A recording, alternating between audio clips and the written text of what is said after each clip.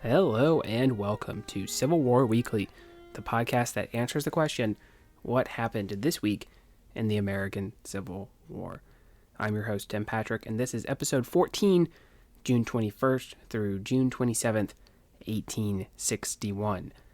Last week we talked about a few skirmishes in the early part of the war and introduced Ulysses S. Grant.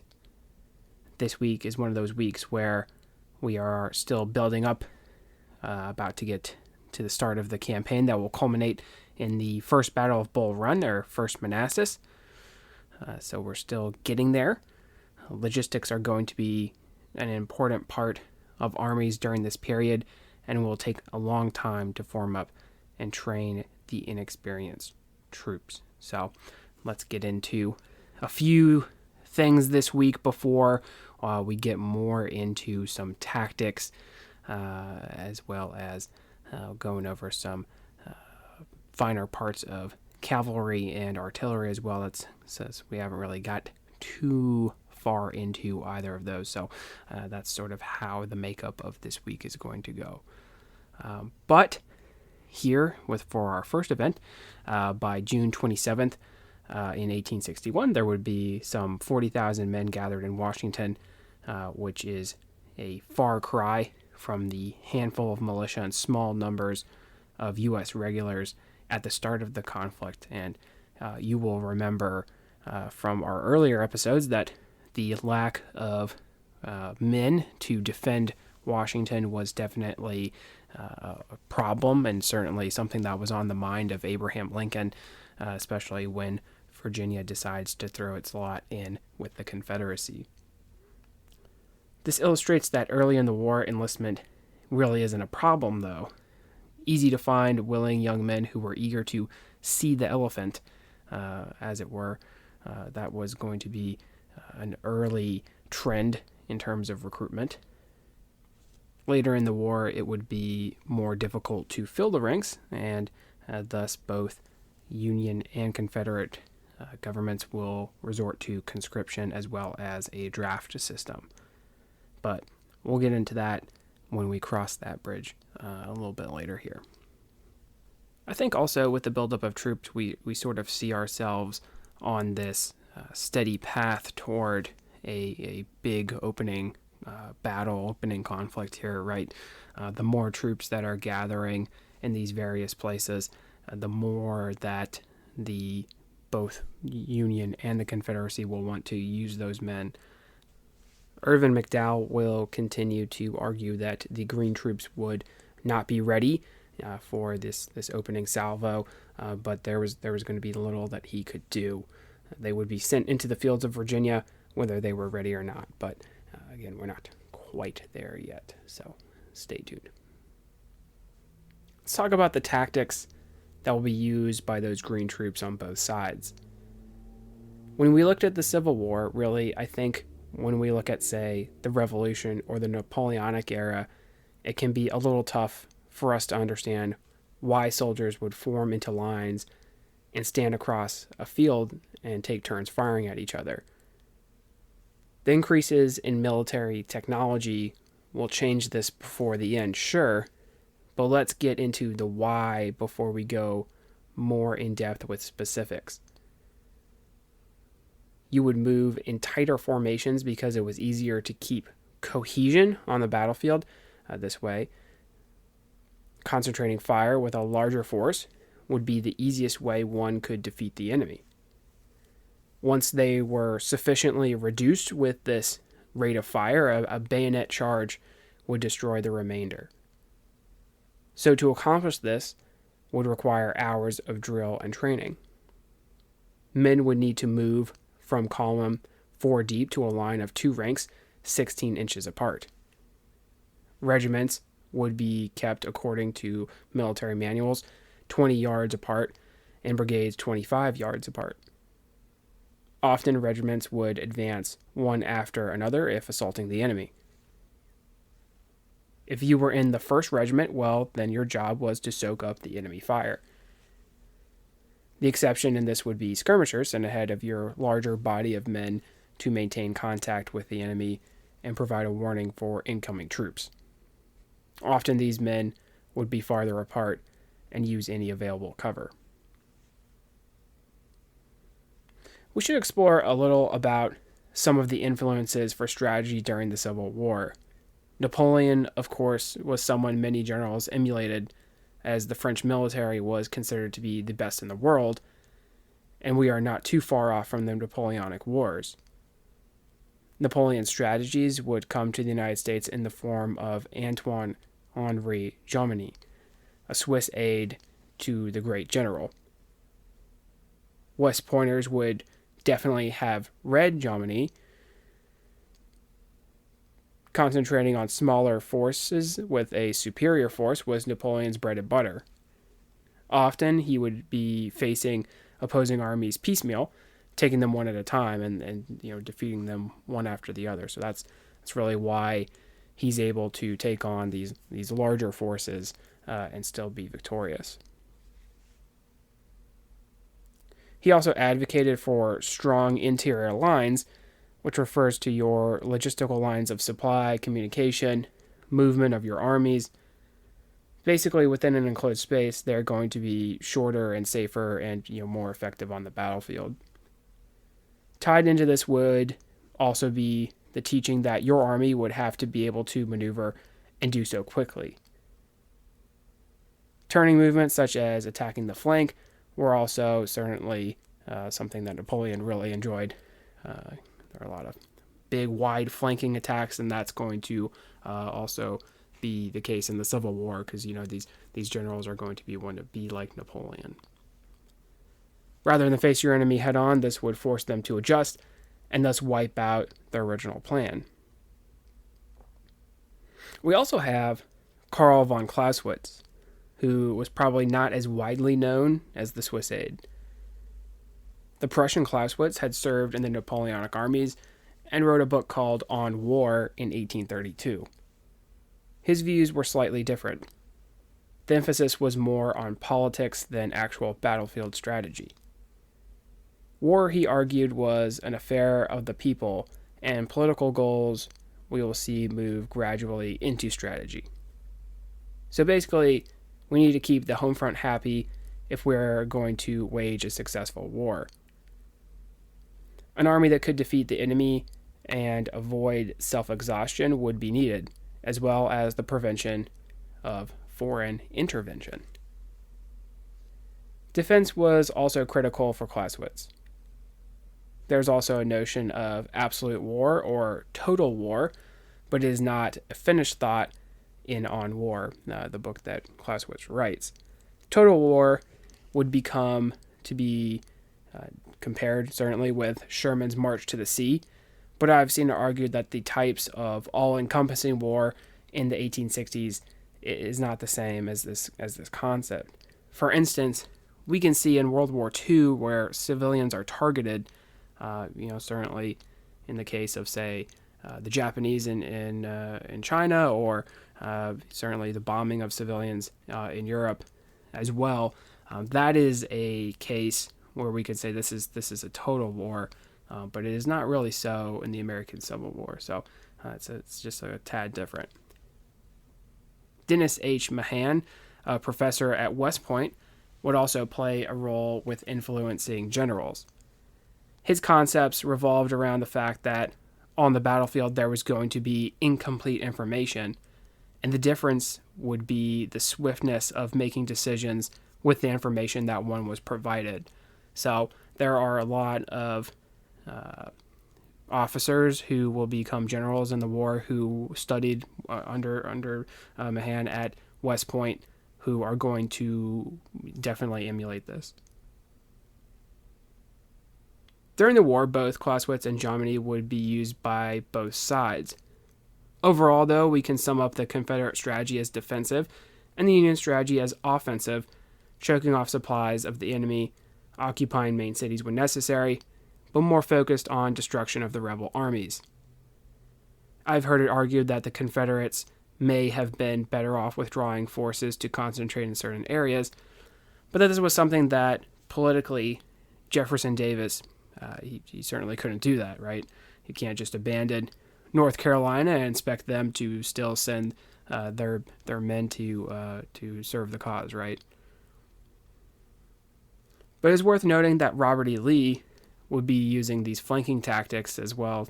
That we talked about these big flanking tactics that Napoleon liked to use. So he's going to use those several times, and we'll see those in battles to come. Lincoln and the Union forces would draw off inspiration from Clausewitz, as we'll see military success go hand in hand with the eventual Emancipation Proclamation, right? So they are going to be using that toward the war effort, right? I know that we have sort of briefly got into this discussion in an earlier episode, but sort of this freeing of the slaves, it's more at the time seemed as a necessary part of eventually putting the country back together, defeating the South. Just briefly, let's talk some military lingo. Already we have talked about the flank attack and a common strategy of turning the flank or getting around the enemy line. When performing a flanking maneuver, it would be good if your enemy had a flank in the air or that it was unprotected, right?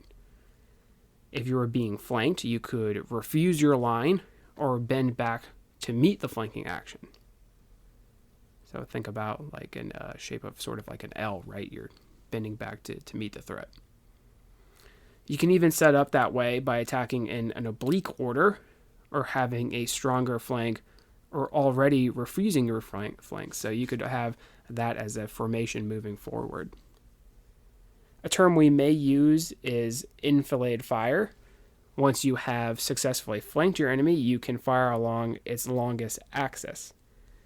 Defilade fire, you're using cover, whether natural or man-made, to conceal yourself. Should be noted that reverse slope of a hill would classify under this, something that was used against Napoleon at Waterloo. You can have an indirect approach, which could go hand in hand with a holding attack. Indirect approach is more that you are showing in force at one point on the enemy line, but you're really attacking somewhere else. A holding attack does exactly what it sounds. You're holding the enemy in place so that something else can happen. For defense, if you defend in depth, you are delaying the enemy so you can buy some time. Those are not really the only terms that maybe we will come across moving forward, but that's a pretty good starting point for us to understand when we're talking about some of these battles. So they're definitely going to be important. Moving on from tactics, I think we can segue into cavalry. Cavalry, as we have already briefly mentioned, was used for reconnaissance, screening movement, and guard duties. When you read about cavalry in the Napoleonic Wars, the role is very different. Maybe even more akin to the role of mounted knights in the Middle Ages. Mass cavalry charges against foot soldiers, forming square for protection. This will evolve even before the Civil War breaks out. Before 1860, there were only 2 regiments of cavalry in the U.S. Army posted in the West. A large amount of officers in these regiments were from the South. 104 out of 176 would serve in the Confederate States of America. Why was this? Well, there could be a variety of reasons. It was rumored that Jefferson Davis, while Secretary of War, promoted his Southern friends to roles in the cavalry regiments. Cavalry also fitted the role of your chivalric knight that might have coincided with Southern values. Whatever the reason, the Union was at a severe disadvantage when the war began. Cavalry would be centralized in the Confederate Army, which will be adopted later by Union forces.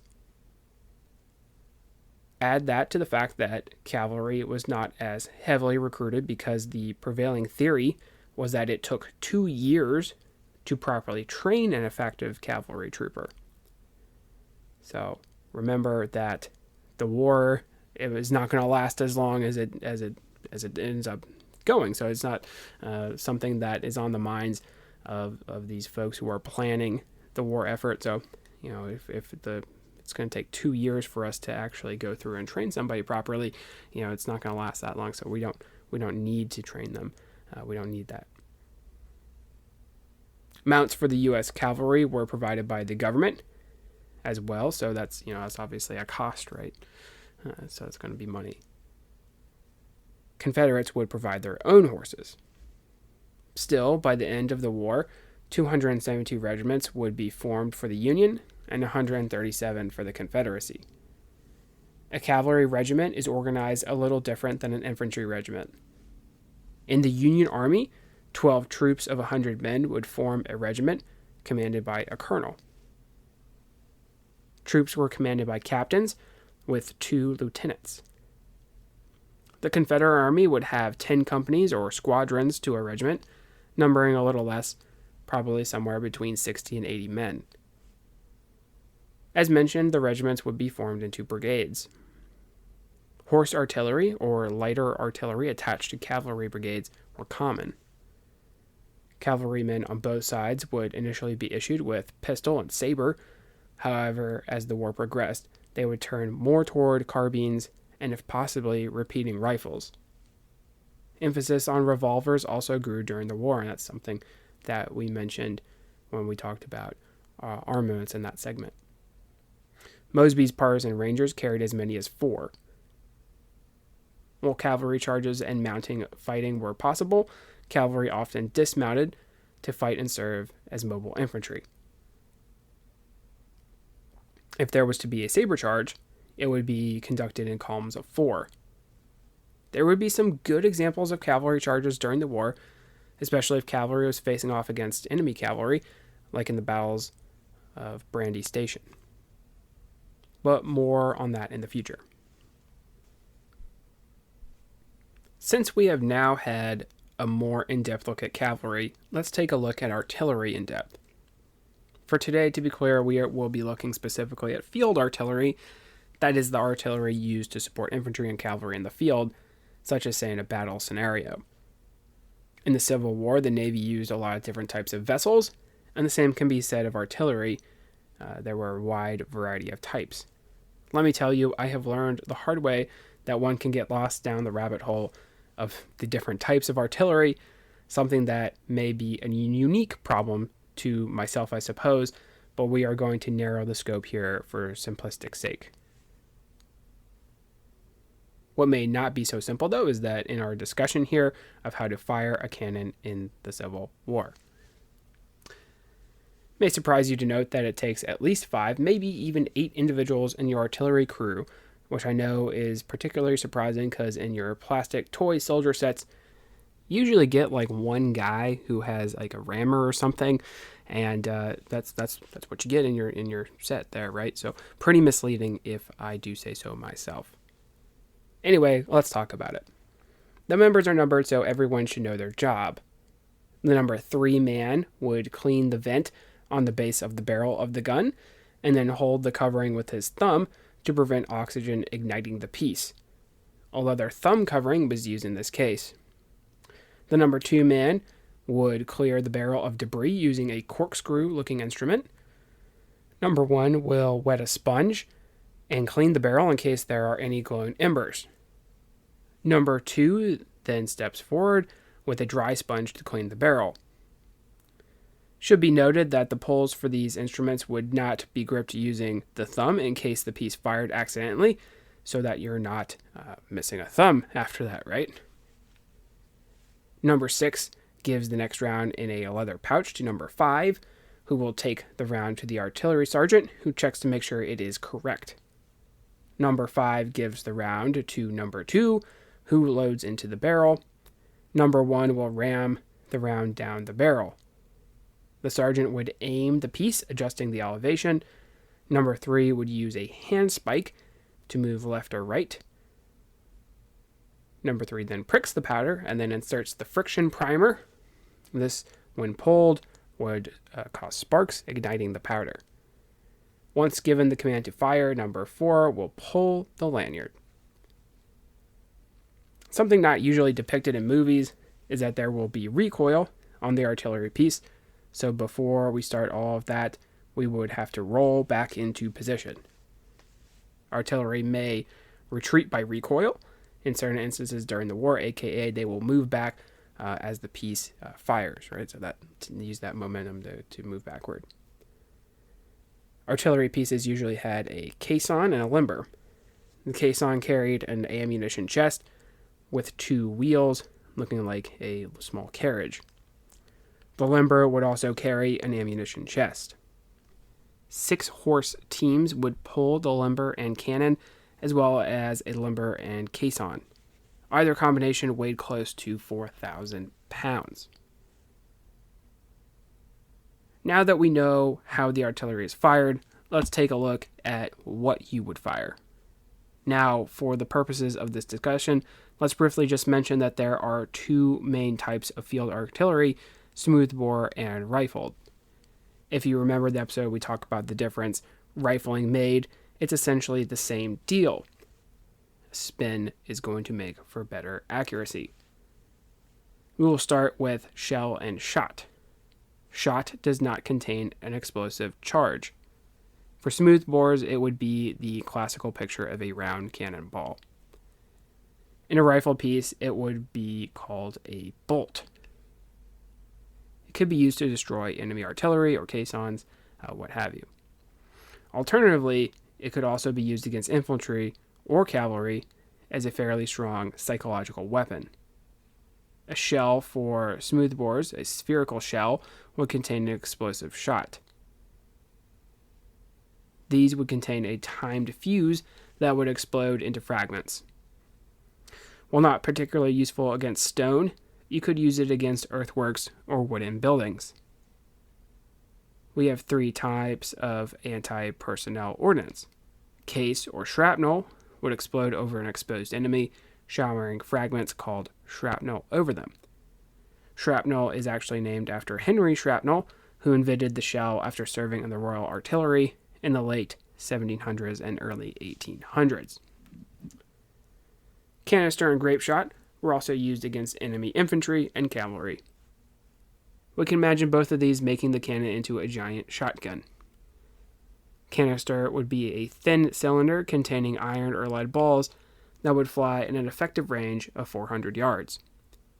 Grape shot was originally used for naval purposes and would clear rigging of the enemy. The difference is that there were larger and fewer metal balls separated by iron plates. All of these were certainly deadly options available. Now that we have looked at what you fire, let's take a look at different types of artillery pieces. Similar to our conversation about small arms, the poundage on an artillery piece would refer to the barrel and ordnance size. For example, the most common and I think most iconic Civil War artillery piece was the 12-pound Napoleon. Most of these, like if you go to any Civil War battlefield, you're probably looking at a Napoleon at some point. They would, of course, fire a 12-pound shot. Rifled options would vary. The most common was the 3-inch ordnance rifle. Parrott rifles of the 10 and 20-pound variety were also common. 12-pound Whitworth rifles are my favorite Civil War cannon.